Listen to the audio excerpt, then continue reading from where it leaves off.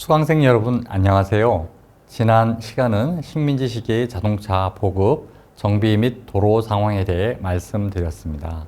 이번 시간은 1945년 8.15 해방부터 1950년 6.25 전쟁 전까지 한국 자동차 산업의 상황에 대해 살펴보겠습니다. 1945년 8월 15일 일본이 미국과의 전쟁에서 항복을 선언하고 한국의 남쪽은 미 군정, 한국의 북쪽은 소련 군정이 들어서게 됩니다. 1937년 중일전쟁 이후부터 태평양 전쟁에 이르는 동안 자동차 수요, 석유 수요 제한으로 인해 한국에서 차량 대수는 줄어들었습니다. 여객 운송 사업에서도 1935년 사업자 235명, 노선 총 연장 29,489km에서 1945년 8.15 해방 직후 사업자 18명, 노선 총 연장 24,016km로 감소했습니다. 1946년 사업자 19명으로 1명 증가, 노선 총 연장은 14,548km로 약 40% 감소했습니다. 1949년 사업자 31명으로 1945년 대비 70% 증가, 노선 총 연장은 16,961km로 1945년 대비 약 33% 감소했습니다. 차량을 수입할 외화가 부족했고 미 군정의 원조에 의존해야 했기 때문입니다. 1945년 도로 사정은 1930년 도로 총 연장 18,910km에서 24,030km로 약 30% 정도 증가하고 포장도로 4%, 자갈길 85%, 미개수도로 11%로 포장도로율과 자갈 도포율이 개선되었습니다.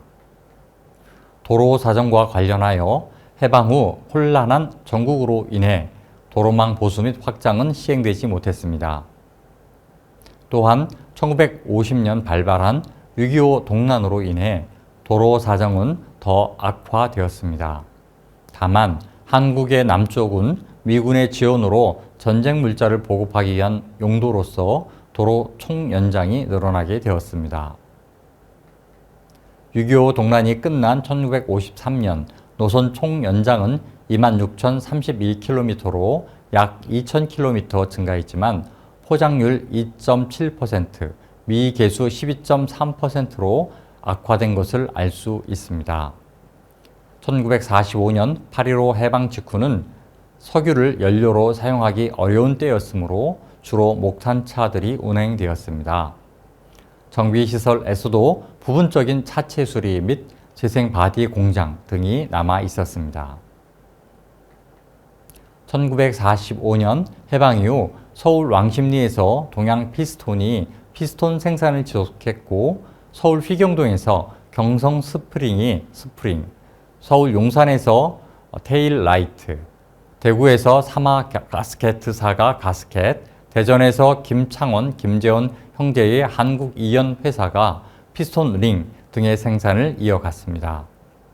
이들 기업을 주축으로 1945년 12월 서울 지역 자동차 부품 공업 대표들이 모여 조선자동차공업조합을 설립합니다.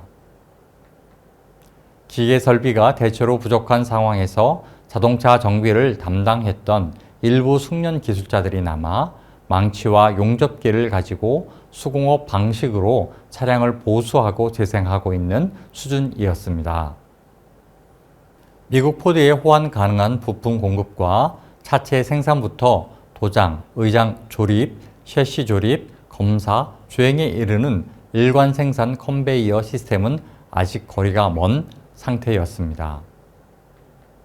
다만 미 군정 당국에서 군용차 관련 보수형 부품을 불화하고 폐차 부품이 유통되기 시작하여 차량은 1945년 7,326대에서 1947년에는 13,451대로 약 80% 이상 증가했습니다. 불화된 차량은 대체로 트럭과 지프였습니다. 승용차는 2,323대, 화물차는 1,147대, 버스 654대, 특수차 327대였습니다. 미국의 볼하 차량과 부품으로 식민지기 노후 차량과 엔진이 교체되고 이러한 과정에서 한국 자동차 산업의 기초가 쌓이기 시작합니다. 다만 트럭과 지프와는 달리 버스는 미 군정청에서 보급되지 않았으므로 대중교통수단의 활성화 측면에서 문제가 불거졌습니다. 1945년 말 1156대였던 버스가 1946년에 766대로 줄었고 1947년에는 654대로 계속 감소세를 보이고 있었습니다. 이로 인해 한국에서 버스 조립 생산이 개시됩니다. 미군에서 보라된 GMC 트럭 차대에 차체를 버스 형태로 제조하여 조립 생산하는 개조 작업이 이루어졌습니다. 5에서 6명이 한 조를 이루어 철판을 두려 펴고 용접하는 일련의 과정을 통해 버스를 생산했습니다.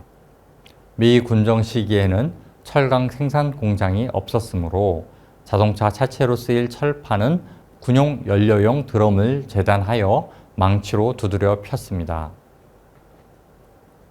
버스 차대로는 미군용 2.5톤 GMC 트럭의 차대를 활용했고 승합차의 차대로는 3/4 4분의 3톤 차대를 사용하여 9인승 승합차를 만들어냈습니다.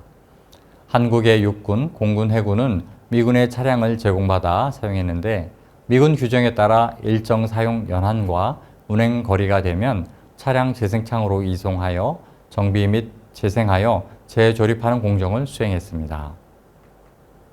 엔진은 실린더 벽이 마모되므로 엔진 벽을 일정하게 깎는 보링 작업을 거치게 됩니다. 보링도 여러 번 하면 실린더 벽 두께가 얇아지므로 슬리브를 끼워 재사용했습니다. 이러한 군 차량 재생창의 부품 재생 조립 기술이 민간에도 전수되어 엔진 보링 정비소가 늘어나고 차체를 용접하는 재생 업체가 150개 업체로 증가하게 됩니다. 어업용 목선 제작과 마찬가지로 버스 수요가 있는 지역으로 출장하여 버스를 제작해주는 이동형 사업체도 있었다고 합니다.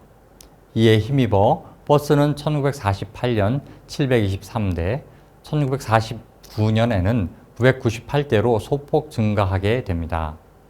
미군용 차대의 차체에 드럼 철판을 두드려 만든 강판을 덧대고 가솔린 재생 엔진을 장착하면 쓸만한 트럭과 버스로 재탄생했습니다. 가동되는 자동차가 늘어나고 부품 수요가 증가하자 미 군정청은 조선 자동차 배급 주식회사를 설립하고 부품을 수입하여 공급합니다. 이러한 연유로 1949년 자동차 대수는 16,431대로 증가하고 재생정비업체는 활황을 맞게 됩니다. 반면 한국 부품 생산 업체들은 미군 불화 부품 공급으로 인해 자체 생산한 자동차 부품을 팔 수 없어 경영 악화에 직면하게 됩니다. 자동차 부품 판매업자들은 조선 자동차 부품 대책위원회를 조직하여 군용차의 정비 시 소요되는 부품으로 납품할 수 있도록 건의합니다. 부품 판매업자들은 선금을 모아 부품 생산업자들에게 주고 부품 생산을 독려했으며 부품 생산의 자립 기반을 다져가게 됩니다. 정치적 상황도 변하여 1948년 1월 유엔 한국위원단이 한국을 방문하고 유엔 감시하에 남한만의 단독선거 시행을 인정하여 총선거가 실시됩니다. 5월 재헌국회가 개원되고 7월 17일 국호를 대한민국으로 결정한 후 1948년 8월 15일 당시 국회의장이었던 이승만을 대통령으로 하는 대한민국 정부 수립을 선포하게 됩니다. 1949년 당시 대한민국의 인구는 2,166만 750명으로 집계되어 16,431대로 나누면 차량 한 대당 9,205명을 감당해야 하는 수준이었습니다. 따라서 자동차 재생 수리업은 호황이었고 자동차 부품업도 활성화가 필요한 시점이었습니다. 식민지 시기부터 있었던 부품 생산 업체들은 일본 자동차 부품을 생산해 왔었기 때문에 미군 불화 차량의 부품과 호환되지 않아 초기에 어려움을 겪다가 미군용 규격 부품 생산으로 방향을 전환하여 생산을 이어갑니다. 1949년 정비업계와 부품 생산업계가 통합되어 조선자동차공업조합이 대한자동차공업협회로 개편 발족하게 됩니다. 첫 사업으로 대한민국 정부 부처를 상대로 부품 생산업체의 부품을 군용 차량 부품으로 납품할 수 있도록 건의합니다. 이러한 노력의 결과로 대한민국 정부에서 최초의 산업정책으로 손꼽을 수 있는 자동차 부품 산업 육성책이 시행됩니다. 상공부, 교통부, 육군본부가 우수 부품 생산 업체를 선정하여 군용 부품을 납품할 수 있도록 군납을 허가한 것입니다.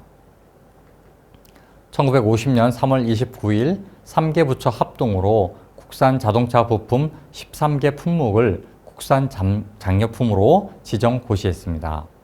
주요 품목은 피스톤, 피스톤 링, 피스톤 핀 등이었고 군납 업체로 동양 피스톤, 경성 스프링 등이 지정되었습니다. 1945년 해방 이후 혼란했던 자동차 부품 업계가 다시 정상적인 생산을 이어갈 수 있는 계기를 마련했고 재생 정비 공장과 함께 기술을 쌓아갈 수 있었습니다.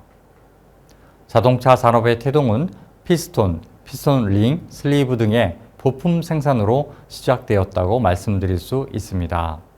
그러나 1950년 6월 25일 새벽 소련의 지원을 받은 북한군의 기습 남침으로 전국대는 피폐화되고 인명살상, 공장 파손, 도로 파손 등으로 자동차 산업은 다시 위기를 맞게 됩니다.